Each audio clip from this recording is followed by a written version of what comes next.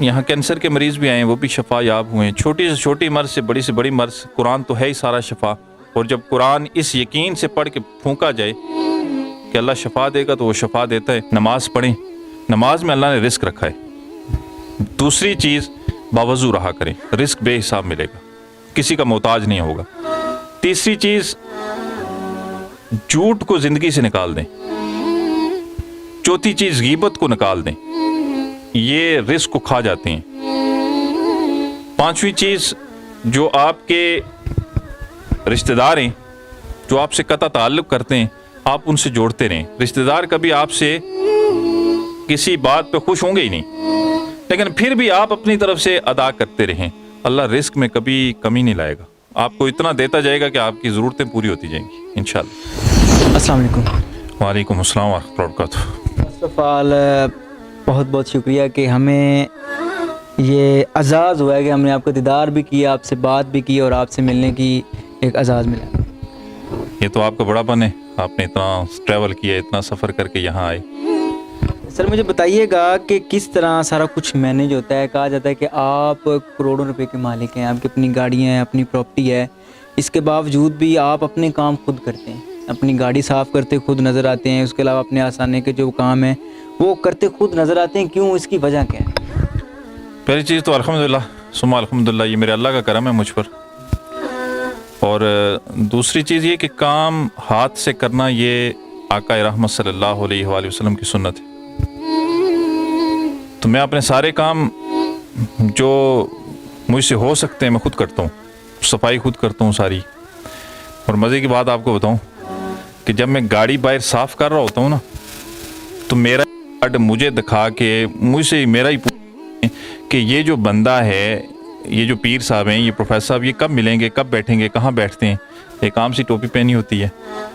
तो यहाँ तक कि मैं, ये भाई गवाह हैं कि वाशरूम भी मैं खुद साफ़ कर रहा होता हूँ जी। क्या वजह है इसकी? आप मेन रीज़न आप क्या इसको कहते हैं कि बयान क्या करना चाहते हैं? ये सारा कुछ आप खुद करते हैं, वजह क्या कहते हैं? आना है ना मेरे अंदर, कहीं ये ना आए कि मैं बहुत बड़ा। इस चीज़ को ख़त्म करने के लिए और कोई तरीका नहीं था। मेरे वालिद साहब, अल्लाह उनके दर्जात बुलंद करे, उनके पास जब अक्सर लोग आते थे तो मुझे कहा करते थे, बेटा ये जूतियाँ सीधी कर इनकी। इसकी मेन वजह यही है कि वो जो अंदर है ना कि मैं पता नहीं क्या चीज़ हूँ, उस चीज़ को ख़त्म करने के लिए। और आपको एक वाक़या सुना दूँ कि एक दफ़ा मैंने, काफ़ी बार ये सुनाए, एक दफ़ा मैं नीचे बात साफ़ कर बाहर आ रहा था तो एक शख्स आया। वो पहले तो अक्सर दरवाज़ा बंद करता हूँ, लेकिन उस दिन मैंने सोचा आज जुमे का दिन है, कोई नहीं आएगा। तो एक शख्स आया, उसने सीधा ही अंदर दाखिल हो गया। तो वो गंदा सा ट्राउज़र पहना हुआ था, ज़ाहिर बात उस साफ़ करने थे। तो वो मुझसे पूछता है कि कैसे हैं आप? मैंने कहा जी ठीक हूँ। उसने कहा जी मैंने पीर साहब से मिलना है। मैंने कहा जी बोलें। उसने कहा नहीं, आपसे नहीं। वो तस्वीर की तरफ इशारा करके कहते ये जो तस्वीर है ना, ये जो पीर साहब हैं, इनसे मिलना है। मैंने कहा जी बोलें क्या बात? वो कहते नहीं यार तू साड़ी बरादरी है, मैंने उनसे मिलना है जो ये जिनकी तस्वीर है। तो मैंने कहा जी वो मैं ही हूँ। तो यकीन जानिए उसने कहा मैं अपना मसला बाद में आपको बताऊंगा। वो बैठ गया नीचे और कहने लगा पहले मुझे एक कलमा पढ़ाएं। मैंने कहा जी क्यों? आप कहते मैं क्रिश्चियन हूँ और मैं मुख्तलिफ जगह घूमता हूँ, मैंने कुरान को भी तर्जुमे से पढ़ा है, मैंने सीरत आपके नबी सल्लल्लाहु अलैहि वसल्लम की भी पढ़ी है, लेकिन मैंने अक्सर दरगाह पे जाके देखा है कि वहाँ आका की सीरत नज़र नहीं आती। और यहाँ मैं सियालकोट से आया हूँ, इतना नाम सुन के आया हूँ और यहाँ आप खुद अपने हाथ से काम करते हैं। तो इस बात पे वो मुसलमान हुआ। फिर मैंने उसका नाम इब्राहिम रखा। अच्छा मुझे बताइएगा कि आम रूटीन में अगर पीर साहबान को देखा जाए तो शाहाना प्रोटोकॉल होता है, शाहाना गाड़ियाँ, गार्ड्स होते हैं, आप इस तरह का क्यों नहीं अपना प्रोटोकॉल रखते? मेरा यकीन है मेरा अल्लाह पर, और जो शाहाना प्रोटोकॉल मैं रखूँगा अल्लाह ने मुझे अता किया, मैं रख सकता हूँ। लेकिन ये कुछ चीज़ें मेरे और अल्लाह के दरमियान राज हैं। आपको एक चीज़ बता देता हूँ, जो मैं इस शाहाना प्रोटोकॉल पे ख़र्चा करूँ उससे मैं किसी गरीब की मदद करता हूँ, वो ज़्यादा बेहतर है मेरे नज़दीक।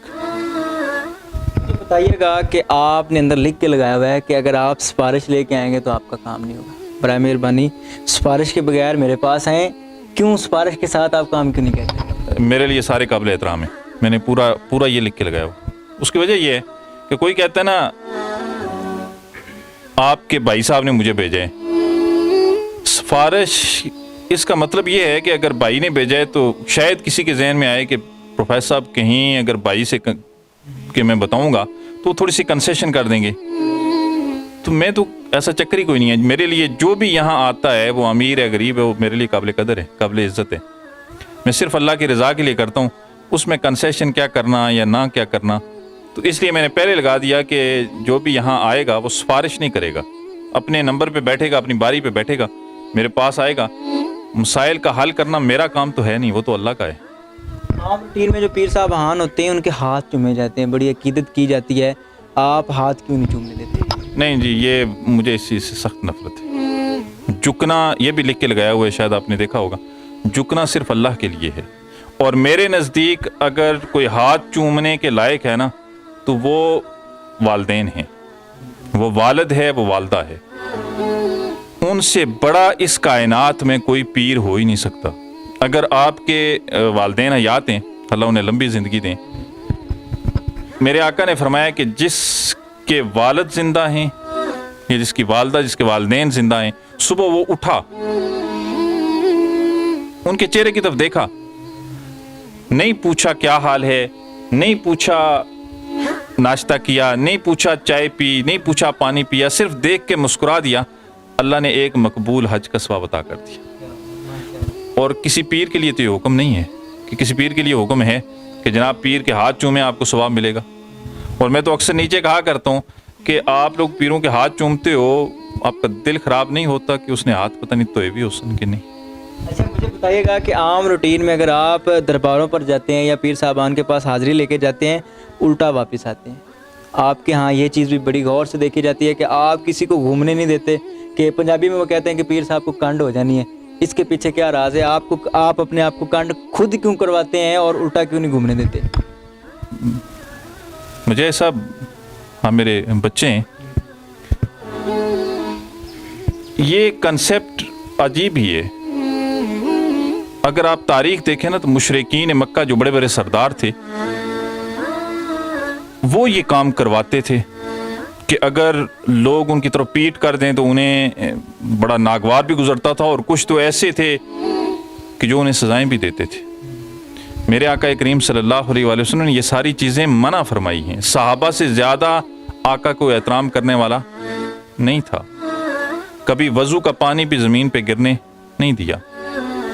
تو میرے آقا نے یہ حکم دیا، کوئی ایک حدیث بتا دیں میرے آقا نے فرمایا ہو کہ میری طرف پیٹ کر کے نہ جاؤ؟ کبھی نہیں کہا، کبھی نہیں حکم دیا۔ تو پھر ہم کیوں کروائیں؟ یہ سوائے ایک بدعت کے اور کچھ نہیں ہے، اور ہر بدعت گمراہی ہے، اور ہر گمراہی جہنم کی طرف لے کے جاتی ہے۔ اور آپ کے ہاں جو عورت کا پردہ ہے اس پر بڑا خاص دھیان دیا جاتا ہے، اور جگہ جگہ پر لکھ کے لگایا گیا کہ پردے کا خاص خیال کریں، کیا وجہ ہے؟ پردے کے حوالے سے بہت سختی ہے کہ کوئی عورت بغیر پردے کے اور بغیر محرم کے یہاں نہیں آ سکتی، اور اگر اس کا محرم نہیں ہے، ظاہر ہم ایسے معاشرے میں رہتے ہیں کہ کچھ لوگ باہر فارن میں ہوتے ہیں، کام کرنے جاتے ہیں، سارا کچھ، تو ان کے لیے حکم ہے کہ 3-4 عورتیں اکٹھی آئیں۔ ہاں جی، یہ کیا وجہ 3-4 عورتیں اکٹھی کیوں ہیں؟ پہلی تو چیز ہے کہ عورت کا اکیلے گھر سے نکلنا یہ تو منع ہے۔ پھر بامر مجبوری یہاں پہلے عورتیں کا آنا منع تھا، عورتیں یہاں کوئی نہیں آ سکتی تھی بالکل بھی۔ تو اللہ میری والدہ کے درجات بلند کرے، وہ یہاں میرے پاس آئی تھی، تو انہوں نے جب دیکھا عورتیں باہر لائن میں کھڑی ہیں، تو انہوں نے مجھے بلا کے کہا کہ یہ عورتیں اندر کیوں نہیں آ رہی؟ میں نے کہا میرے لیے غیر محرم ہیں۔ تو انہوں نے کہا ٹھیک ہے غیر محرم ہیں، لیکن انہیں بولیں پردے میں آئیں، تو اسے بات کریں گے، ان کے دل کو تھوڑی تسلی ہو جائے گی، کرنے والا تو اللہ ہے۔ تو ان کی بات کی پاسداری رکھتے ہوئے انہوں نے جو بات کی نا جو میرے دل پہ لگی، انہوں نے کہا کہ جب میں گھر سے نکلتی ہوں، تیری ماں گھر سے نکلتی ہے کیا شوق سے نکلتی ہے؟ تیری بہن گھر سے نکلتی ہے شوق سے نکلتی ہے؟ تیری بیوی گھر سے نکلتی ہے شوق سے نکلتی ہے؟ میں نے کہا نہیں۔ کہنے لگی ہاں، عورت جب گھر سے نکلتی ہے تو مجبوری میں نکلتی ہے۔ وہ بات دل میں لگی، پھر عورتوں کو حکم ٹھیک ہے وہ آئیں لیکن پردے میں آئیں. اور یہاں عورت کا ایک اور بات آپ کو بتاؤں, عورت کا نام نہیں بلایا جاتا. جو عورت کے ساتھ ہوتا ہے اس سے پوچھا جاتا ہے آپ کا کیا نام ہے. ان سب چیزوں کی وجہ یہ ہے کہ ہم سارے قرآن پڑھتے ہیں. تو قرآن میں اللہ نے سوئے حضرت مریم کے کسی عورت کا نام نہیں لیا. اللہ ہمیں قرآن پڑھنے کی توفیق دے. حضرت مریم کا نام لیا. اللہ عزیز مصر کی بیوی زلیخا کا نام لے سکتا تھا, نہیں لیا. اللہ فرعون کی بیوی آسیہ کا نام لے سکتا تھا, نہیں لیا. اللہ نے حضرت عائشہ صدیقہ طیبہ طاہرہ رضی اللہ تعالیٰ عنہا کے لیے قرآن ان کی پاکی بیان کرنے کے لیے سورہ نور اتار دی, ان کا نام نہیں لیا. صرف حضرت مریم کا نام لیا اللہ نے. اللہ نے عورت کے نام کا بھی نا پردہ رکھا ہے. حضرت مریم کا نام کیوں لیا کہ لوگ حضرت عیسیٰ علیہ السلام کو اللہ کا بیٹا کہتے تھے. اللہ نے اس چیز کی نفی کرنے کے لیے فرمایا نہیں, میرا بیٹا نہیں. کس کا بیٹا ہے؟ مریم کا بیٹا ہے. میرا بیٹا نہیں, کس کا بیٹا ہے؟ جہاں حضرت مریم کا نام, جہاں حضرت عیسیٰ کا نام آیا وہاں حضرت مریم کا نام آیا. اور دوسرا, پردے کا حکم, پردے کی سختی اس لیے ہے کہ رب تعالیٰ نے قرآن میں آقا رحمت صلی اللہ علیہ وسلم کی گھر والیوں کو حکم دیا کہ اے نبی کی گھر والیوں, جب گھر سے نکلو تو اپنے چہرے ڈھانپ کے نکلو. ساری دنیا کی عورتیں رابعہ بصری بن جائیں نا, حضرت عائشہ صدیقہ طیبہ طاہرہ کے پاؤں کی دھول کو بھی پہنچ نہیں سکتی. اللہ ان کے لیے حکم بھیجتا ہے کہ اے نبی کی گھر والیوں, جب گھر سے نکلو تو چہرے ڈھانپ کے نکلو. تو ہم کیوں نہ پردہ کروائیں؟ پھر میرے لیے تو غیر محرم ہے نا. مجھے بتائیے گا کہ جب اللہ تعالیٰ سب کچھ جانتے ہیں, اللہ تعالیٰ ہر چیز پر قادر ہیں, تو انسان بنانے سے پہلے ان کو پتہ تھا کہ کون گناہ گار ہے, کون جنتی ہے, کون دوزخ میں جائے گا. انہوں نے یہ فیصلہ کیوں نہیں کیا؟ انسان بنائے, پھر بعد میں وہ انسان مرتا ہے, پھر اس کا فیصلہ. آپ نے بڑا اچھا سوال کیا. یہ بہت سوال پوچھا جاتا ہے کہ اللہ جب ہر چیز پر قادر ہے اور ہر چیز کو علیم و بذات صدور ہے, وہ سینے کے رازوں کو بہتر جانتا ہے, وہ ہر چیز کو جانتا ہے, تو پھر یہ دنیا کا پکھنڈ بنانے کی کیا ضرورت تھی؟ دوسرے لفظوں میں پھر جو اچھے تھے انہیں اٹھا کے جنت میں پھینک دیتا, جو برے تھے انہیں اٹھا کے جہنم میں پھینک دیتا, بات ختم. تو یہ جو دنیا اللہ نے بنائی نا, یہ حجت قائم, حجت کو ختم کرنے کے لیے بنایا. اس کو یوں سمجھیں آپ آسان لفظوں میں کہ اگر وہیں سے جنت اور جہنم کا فیصلہ ہو جاتا, اللہ جانتا ہے کون گناہ کرے گا, کون نیکی کا کام کرے گا, کون اچھا ہے کون برا ہے, وہ سب جانتا ہے. اس نے تو درختوں کے پتوں کو بھی گن کے رکھا ہوا ہے, سمندر میں مچھلیاں کتنی ہیں اس نے گن کے رکھا ہوا ہے, سب پتہ ہے. کس نے کتنی خوراک کھانی ہے اسے پتہ ہے. اب اگر وہیں سے فیصلہ ہوتا نا, جو برے تھے انہیں جہنم میں پھینک دیتا, جو اچھے تھے انہیں جنت میں بھیج دیتا, تو جنتیوں کو تو اعتراض نہ ہوتا. لیکن جو جہنم میں جائیں گے نا, انہیں اعتراض ہوتا کہ یا اللہ تو ایک بار ہمیں آزما کے تو دیکھتا, ہم تیرے نیک کام کرتے تو ہمیں جنت والا بنا دیتا. اسے یوں سمجھ لیں دوسرے لفظوں میں کہ میں پروفیسر ہوں, مجھے پتہ ہے میری کلاس میں جتنے بھی بچے ہیں نا, مجھے پتہ ہے کون اچھا ہے کون برا ہے, کون صحیح پڑھتا ہے کون نہیں صحیح پڑھتا, کون لائق ہے کون نالائق ہے. لیکن سال کے بعد پھر بھی ٹیسٹ لیا جاتا ہے. وہ ٹیسٹ کیوں لیا جاتا ہے؟ میں چاہتا تو جو لائق بچے تھے انہیں پروموٹ کر دیتا, ویسے ہی جو نالائق ہے انہیں اسی کلاس میں رہنے دیتا. لیکن جن کو پروموٹ کرتا نا اگلی کلاس میں, انہیں تو کوئی اعتراض نہ ہوتا. لیکن جو پچھلی کلاس میں اسی کلاس میں رہتے نا, وہ اعتراض کرتے کہ پروفیسر صاحب آپ ہم سے امتحان لے کے تو دیکھتے, ہم بڑی محنت کرتے امتحان میں, ہم پاس ہو جاتے, آپ نے ہمیں ان کو پروموٹ کر دیا. تو اللہ نے بھی اس چیز کو ختم کرنے کے لیے دنیا بنائی کہ یہاں اب پھر اس نے عقل دے دی اور پھر کہہ دیا کہ دنیا میں جاؤ, اچھے کام, دو راستے بتا دیے, یہ نیکی کا راستہ ہے, یہ برائی کا راستہ ہے, آپ کو عقل دے دی, راستہ آپ نے چننا ہے. اچھا مجھے بتائیے گا کہ بہت سارے لوگ ایسے ہیں جو بابوں کے پاس جاتے ہیں, پیروں کے پاس جاتے ہیں, دولت مانگتے ہیں, ان کے لیے کیا کہنا چاہیں گے؟ دولت تو نہ مانگیں, دولت اچھی نہیں ہے. دولت اگر اچھی ہوتی تو اللہ انبیاء کو عطا کرتا. ایک دو نبی ایسے ہیں جن کو اللہ نے دولت مند کیا ہے. ایک حضرت یوسف علیہ السلام ہے, وہ بھی آخر میں جا کے اور پھر حضرت موسیٰ علیہ السلام کی بکریاں تھیں، انہیں اللہ نے دولت مند بنایا۔ باقی جتنے بھی انبیاء گزرے ہیں نا، وہ سارے ایسے ہی تھے کہ سفید پوش جسے ہم کہتے ہیں۔ تو دولت اگر اچھی ہوتی تو اللہ انبیاء کو عطا کرتا، لیکن پھر بھی یہ دنیا کے لیے ضروری ہے، تو رب سے اتنا مانگیں کہ یا اللہ کسی کا محتاج نہ کر اپنے سوا۔ اللہ نے اپنے آقا کریم نبی رحمت صلی اللہ علیہ وآلہ وسلم کے لیے فرمایا کہ اے میرے حبیب، اگر تو چاہے تو میں اوت پہاڑ سونے اور چاندی کا بنا دوں، اور پھر یہ صرف یہ نہیں کہ یہ یہاں کھڑا رہے گا، جدھر تو جائے گا یہ ساتھ ساتھ جائے گا، اب چوائس تیری ہے۔ تو میرے آقا نے فرمایا مجھے بندگی والی رسالت چاہیے، مجھے دولت والی رسالت نہیں چاہیے۔ ماشاءاللہ۔ اچھا مجھے بتائیے گا کوئی ایسا وظیفہ ہے جو انسان کرے اس کی رزق کی تنگی ختم ہو جائے، جو انسان کرے تو اس کی مشکلاتیں حل ہو جائیں؟ پہلی چیز ہے کہ رزق اللہ نے نماز میں رکھا ہے۔ حضرت ابو ہریرہ رضی اللہ تعالیٰ عنہ نے فرمایا یا رسول اللہ صلی اللہ علیہ وآلہ وسلم، عیال زیادہ ہیں، بچے زیادہ ہیں، معاشی حالت اتنی اچھی نہیں ہے، تو آقا نے فرمایا سیدوں کی کثرت رزق کو بڑھا دیتی ہے۔ پہلی بات یہی ہے کہ نماز پڑھیں، نماز میں اللہ نے رزق رکھا ہے۔ دوسری چیز باوضو رہا کریں، رزق بے حساب ملے گا، کسی کا محتاج نہیں ہوگا۔ تیسری چیز جھوٹ کو زندگی سے نکال دیں۔ چوتھی چیز غیبت کو نکال دیں، یہ رزق کو کھا جاتے ہیں۔ پانچویں چیز جو آپ کے رشتہ دار ہیں، جو آپ سے قطع تعلق کرتے ہیں، آپ ان سے جوڑتے رہیں۔ رشتہ دار کبھی آپ سے کسی بات پہ خوش ہوں گے ہی نہیں، لیکن پھر بھی آپ اپنی طرف سے ادا کرتے رہیں، اللہ رزق میں کبھی کمی نہیں لائے گا، آپ کو اتنا دیتا جائے گا کہ آپ کی ضرورتیں پوری ہوتی جائیں گی انشاءاللہ۔ میں اکثر درباروں پر گیا ہوں، اکثر مزاروں پر گیا ہوں، میں نے جگہ جگہ پر چندے والے گلے دیکھے ہیں کہ یہاں پر اپنا چندہ ڈالیں، یہاں پر ڈالیں۔ یہاں آیا ہوں، میں نے یہاں پر باقاعدہ لکھا ہوا پڑھا ہے کہ یہاں پر آپ نے اپنا نذرانہ نہیں دینا، نہ آپ نذرانہ لیتے ہیں، نہ آپ چندہ لیتے۔ اتنا بڑا سیٹ اپ، اتنا بڑا نظام کیسے چل رہا ہے ان ساری چیزوں کے بغیر؟ چلانے والا تو اللہ ہے، اور چڑھاوے لینا، کیا مجھ پہ کچھ چڑھاوے لگتے ہیں؟ میں کیوں لوں؟ پہلی چیز ہے اللہ نے ایک چھوٹا موٹا مجھے بزنس بھی دیا ہے، وہ یہاں میں تشہیر نہیں کرنا چاہتا آپ کے اس نیٹ ورک سے، اس میں اللہ نے بڑی برکت دی ہے، اور میرا جو بزنس کرنے کا انداز ہے نا وہ بڑا مختلف ہے، بڑا ہی مختلف ہے۔ مثال کے طور پر میں ایک گاڑی لی ہے، میں نے مثال دیتا ہوں، میں نے گاڑی لی ہے، اور گاڑی میں نے آپ سے لی ہے، اور اس کی قیمت ہمارے درمیان طے ہوئی ہے 8 لاکھ روپیہ، ٹھیک ہے؟ میں نے آپ کو 8 لاکھ دیا، میں نے گاڑی لے لی۔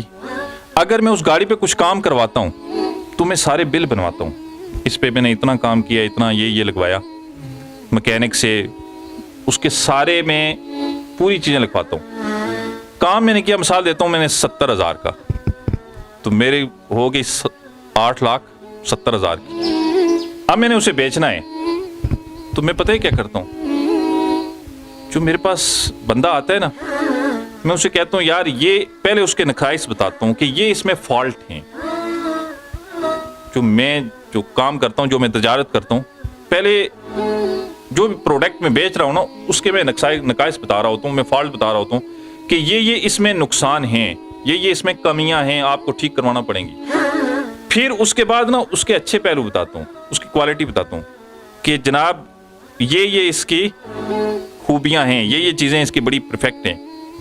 پھر اس کے بعد کہتا ہوں میں نے مجاہد صاحب سے 8 لاکھ کے لیا ہے، اوپر یہ میرے پاس پرچی ہے، میں نے 70,000 روپے اس پہ اور لگایا ہے، مجھے پڑی 8,70,000 کی۔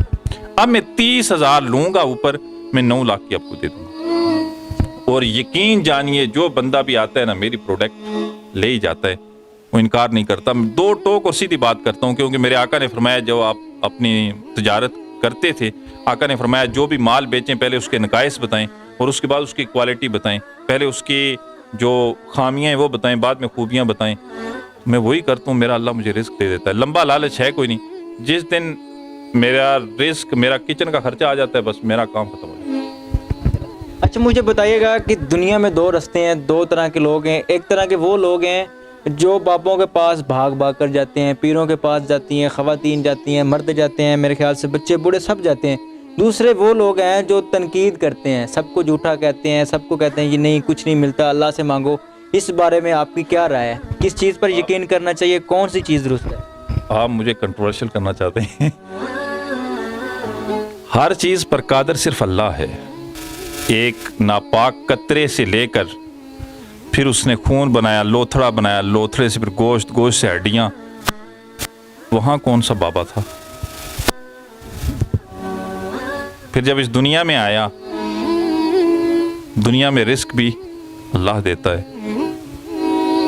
ہر چیز پر قادر. یہ میری سانس ہے نا، میں نہ اسے 1 منٹ روک سکتا ہوں نہ باہر. مجھے میری سانس پہ اختیار نہیں ہے. اگر میرا اللہ نہ چاہے، یہ میرا ہاتھ ہے، یہ اٹھتا ہے اللہ کے حکم سے، نیچے ہوتا ہے اللہ کے حکم سے. اللہ میرا ہاتھ میرا یہاں روک دے، میں کچھ نہیں کر سکتا. پیر تو میں بھی ہوں. مجھے میرے ہاتھ پر اختیار نہیں ہے. میری آنکھ بند ہونے کھولنے پہ میں اختیار نہیں رکھتا اگر میرا اللہ نہ چاہے. تو ہر چیز پر قادر اللہ ہے، سنتا وہی ہے سب کی. ہاں، جو اللہ کے نیک بندے ہیں ان کے پاس جائیں، وہ اللہ کے دوست ہیں، قرآن کہتے. ان کے پاس جائیں، ان سے دعا کروائیں. اور یہ سنت بھی ہے. حضرت موسیٰ علیہ السلام سے رب نے فرمایا کہ اے موسیٰ اپنے لیے اس سے دعا کروا جس نے گناہ نہ کیا ہو. موسیٰ چل پڑے، پورا دن چلتے رہے. واپس شام کو رب سے عرض کیا یا اللہ ایسا کوئی بندہ ملا ہی نہیں. تو رب نے فرمایا کہ اے موسیٰ اپنے سے دوسرے شخص سے دعا کروا، دوسرے شخص کے گناہوں کا تجھے پتہ نہیں ہے. تو ان کے پاس جائیں، لیکن وہاں جو خرافات ہوتی ہیں اس کے سخت خلاف ہوں.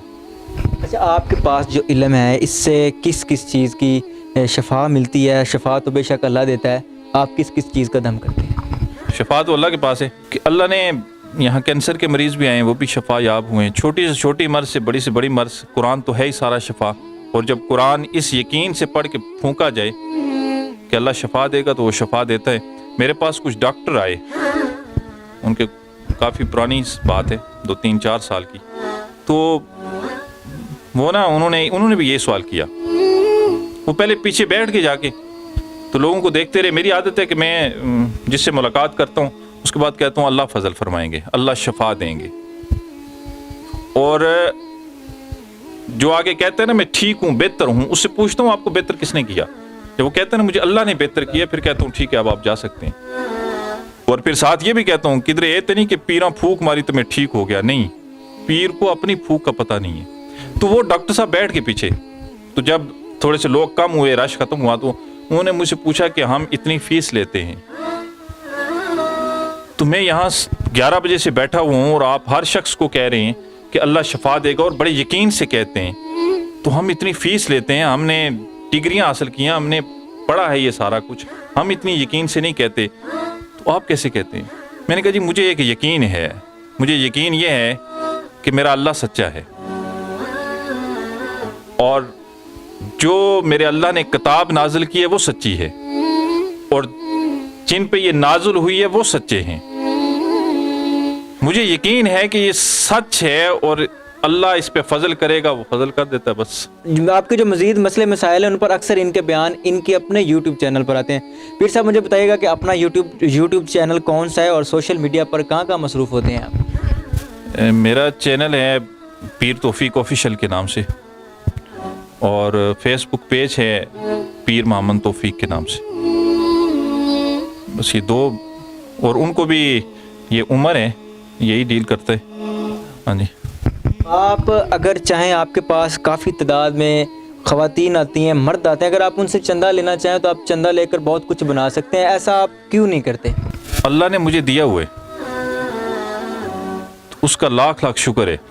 تو میں اگر بناؤں گا تو میں ساتھ تو لے کے جانا نہیں ہے، دنیا ادھر ہی رہ جانا ہے. تو پھر فائدہ، میرے اعمال میرے ساتھ جائیں گے. ایک زندگی کا فلسفہ آپ کو بتا دیتا ہوں. اپنی ذات کو نا بہت کچھ آپ کو سمجھ آ جائے گی. یہ جو آپ سوال کر رہے ہیں، اپنی زندگی، اپنی ذات کو نا 2 سچ بتائیں. اپنی ذات کو 2 سچ بتائیں. یہ دنیا کے لالچ پھر ادھر ہی رہ جائیں گے. جب آپ وہ ذہن میں آئے گا نا، پہلا سچ یہ بتائیں کہ ننگے بدن آیا ہے، خالی ہاتھ آیا ہے اور خالی ہاتھ جائے گا. کفن अल्लाह करे नसीब हो, पता नहीं होता भी कि नहीं। दूसरे लफ्ज़ों में नंगे बदन आया और नंगे बदन ही इस दुनिया से जाएगा, कफन की कोई जेब नहीं है, इसमें कोई डाउट, कोई झूठ, सच है ये।